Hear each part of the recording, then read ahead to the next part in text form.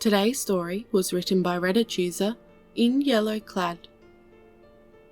Long before our people, the Straktech gained the ability to think, to feel, and to experience the world as other higher forms of civilization do.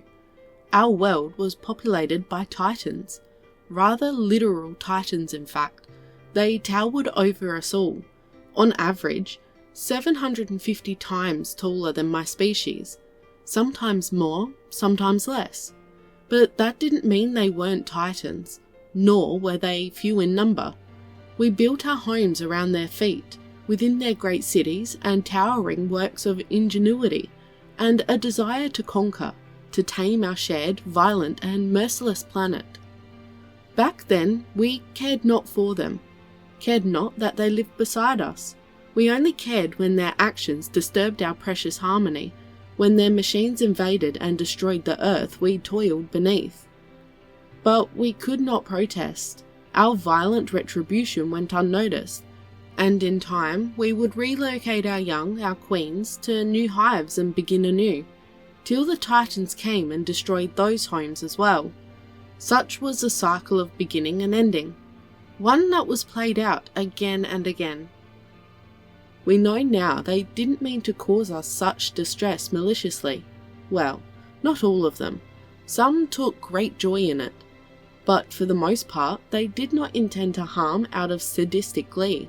In fact, we learned that we outnumbered them, our population far surpassing theirs even at their peak. But that only ensured that they would not be too worried over the destruction of a couple of hives, for there were millions more to pick up the slack. The loss of so many lives barely even noticeable. Such was the nature of our world, of their world. But that was long ago. We began our march towards sapience when their collapse came to an end. Our earliest histories, written in simple drawings upon the walls of old hives, told of a great cataclysm brought about by Titan hands, a great battle across the sky, across countless worlds, a battle of such scale that we could not fathom its size or complexity. All we knew was that our home, our world, was forever changed. Vast swathes of land were scorched in fire, others littered with the craters of massive explosions, their once towering cities reduced to rubble. In the end, it was said that some survived, but too few to keep the titans alive, to ensure a steady and healthy growth of their hives. This gathering of titans soon dwindled and died out, till only one was left, and it was this one that changed us for the better. We are unsure when it happened, but this titan saw the growing intelligences of our species and decided it was time for a drastic change. They made it their life's work to ensure we could inherit the world they left behind, to make something better out of the ruins.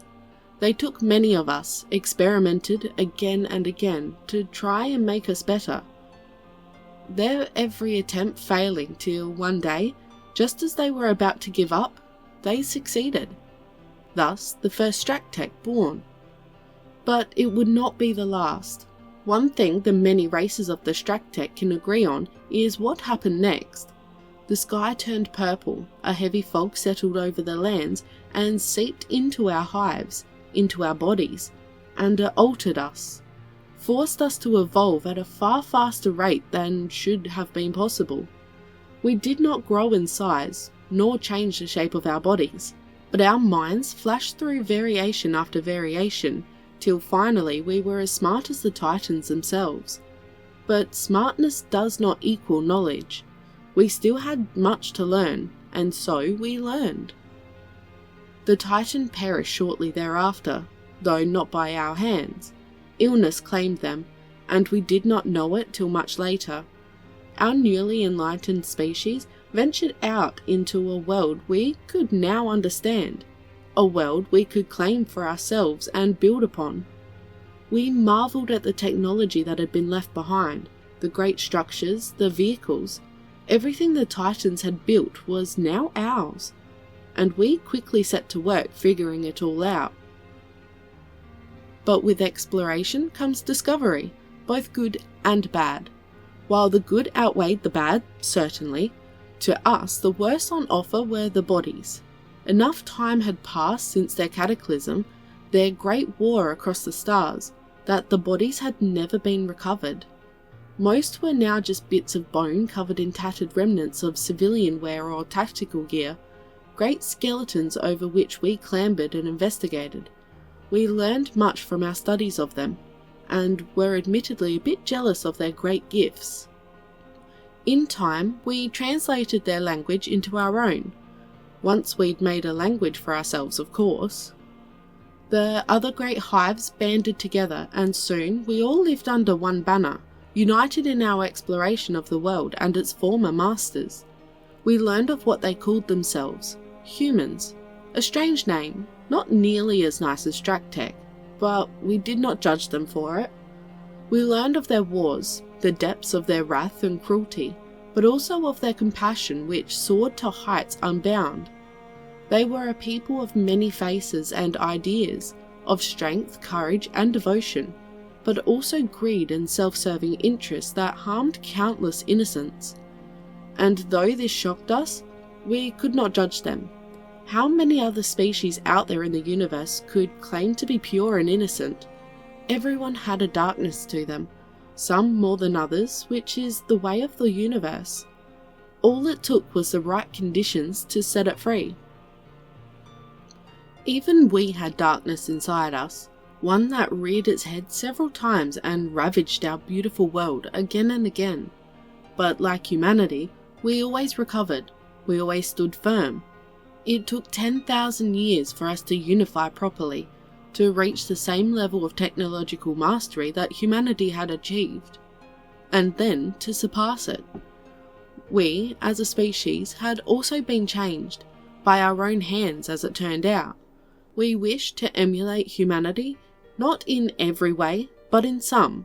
We sculpted ourselves into new bodies, grew to new heights, and soon we even began to appear like the humans, though it was clear that we were not. It was then that a discussion began, a simple question that was quickly answered as we spread out to the worlds humanity had claimed before their demise. In perhaps a moment of forethought, humanity had taken what was left of its dwindling population during their Great Civil War, an act of cooperation that transcended the conflict they were experiencing at the time, and, in essence, downloaded copies of the minds of every man, woman and child still living. They'd even included DNA and superficial details, like a scar on the lower lip that was 2 centimeters long, that sort of thing. We had found this database, the last humans, still clinging to a form of life that they could not perceive. And the question was, do we bring them back? We had the means, but did we have the right? Would they accept their place living at our sides? Not as slaves or anything, but as equals. We could not know till it was done. And so we received an answer of perfect consensus. Yes. And so the project began. A project that would take 400 years and many failed batches. But today was the day our work would bear fruit. This batch had lived, had grown and was ready for decanting. Warmth, liquid warmth all around me. Me, what is me? What is this liquid? What is what? I do not know. All I do know is that this warmth feels good. It soothes me. Oh wait, I see something. What is that? A face? Yes, that's a face. Faces have 2 eyes, 2 ears, a nose with 2 nostrils, and a mouth with 2 lips. Lots of 2s now that I think about it. Huh, is that... Oh, that's my wife, Sophia. I hope she's okay. Last I knew she was on Venus when it was getting nuked. Hopefully she got out okay. I want to hold her again. Wait, why am I warm? Why does it feel like my eyes are glued shut and I'm stuck in a... Am I inside a womb? That can't be right. Where am I? What's happening? What is going on? I sputtered awake, gagging on the fluid that filled my mouth, throat and lungs. A thick fluid that reminded some small part of me of something close to amniotic fluid. I was racked with a series of shuddering coughs that made my ribs ache as I tumbled out of whatever pod thing I was in, unable to make sense of the world around me as I suffocated on the fluid trapped in my lungs. But heaving seemed to help. The violent expulsion of the fluid was a definite relief, and I found my arms and legs felt like limp noodles, barely able to keep me upright, such as I was hunched over on all fours. But at least I could breathe, even if the air tastes funny.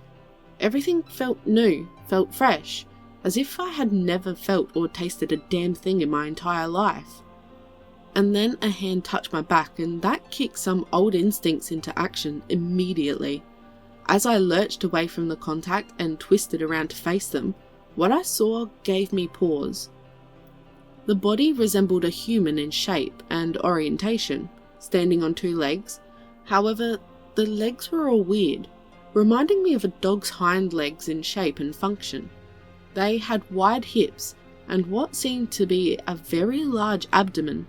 By large, I mean it protruded from where the butt should be on a human like some weird tail. The waist was quite slim, but flared out into a decently sized torso that had 4 arms? Yes, I could accurately count. At least my eyesight was coming back. My gaze swept higher and landed on a face that was human, yet not. It had a mouth, proper human lips, but also some sort of mandible protrusions on either side of those lips. Just small ones. The nose was a bit flatter than a human's. There was no real bridge to it. Oh, and the eyes were way too big, but still somehow flattering for the being before me. It didn't have ears, though beneath the weird strands of something vaguely resembling hair, I could spot 2 holes that were presumably for detecting sound. But they also had a pair of antennae on their head, antennae which were twitching in what could be excitement. Her skin was weird. It looked like human skin, in the sense that it was stretchy and malleable. Yet it had this sort of caramel glossiness to it. Weird. What does this thing remind me of? I can't remember what. Holy shit. I'm looking at an ant person. What the fuck? Can you understand me? The ant person asked, in fluent English, and I felt my mouth drop open. This was somehow more shocking than the appearance of the person before me. And I was forced to do a hard reset on my brain. She. She sounded like a she. She was built like a she. Therefore, right now, she was a she, till I was told otherwise. Seemed like the patient type. I finally noticed that she was wearing clothes as well. A skirt, since her legs didn't really allow pants, a button-up shirt that looked quite professional, and a lab coat. I noticed the name badge on the coat, which seemed to have her name written out twice, presumably. Dr. Inula, Director of Project Reawakening. Huh? I wonder what that means. Sir, can you understand me? She asked, and I could hear her voice tinged with concern. I finally remembered that I could actually speak, or at least, last I knew I could. I opened my mouth to do so, but apparently my body had forgotten how to talk. No matter, a simple nod yes seemed to suffice. I kept trying to speak though, even as Inula smiled broadly and held out a 4-fingered hand, which was attached to an upper arm. Wonderful! I know this must be quite the shock for you, but we will explain everything once you've gotten settled and cleaned up. You have nothing to fear. Your war is long over, and a new era dawns for your species. War?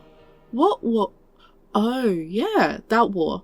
The last war. Truly it was, at least at the time, a war that killed us all. Though perhaps not as quickly as some of us would have hoped, considering all the suffering that came after. Where am I? I finally managed to croak out, and Inula looked delighted by this development.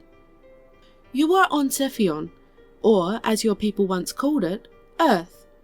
Much has changed since your people went extinct, but it is in many ways still the world you once knew, just nicer." She giggled, and I found myself smiling softly as a result. She seemed nice, if weird. I watched as the others like her, both male and female, presumably, entered the room and stood beside other pods like my own, waiting for their occupants to awaken like I had.